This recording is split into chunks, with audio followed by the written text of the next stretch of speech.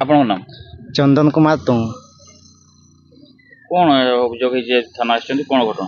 थाना माने पैसा चोरी होईछि मोहनपुर हाट पाखरे। आमे सकाळू 12टा बेले आमे बैंक को जाइतलु पैसा उठाइया पई।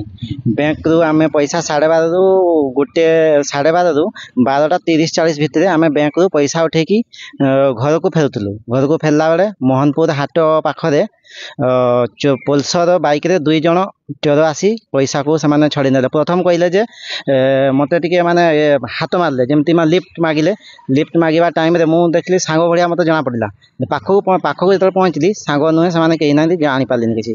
तो सी मो पाखक पड़ेला जेहेतु मो गाड़ी सामना को पड़ेला। गाड़ी सामना को जेहेतु पड़ेला मु गाड़ी बंद करने स्टॉप करने बाध्य हेली। गाड़ी बाध्य कला बेले ना स्टॉप कला परे सी मो पाखक न आसिकी तो तांको पाखरु सी सुभद्रा थयाड़ पाखरु पैसा तांको ये बस सीट तले पाखरे जो गोड़ पाखरे रखिले।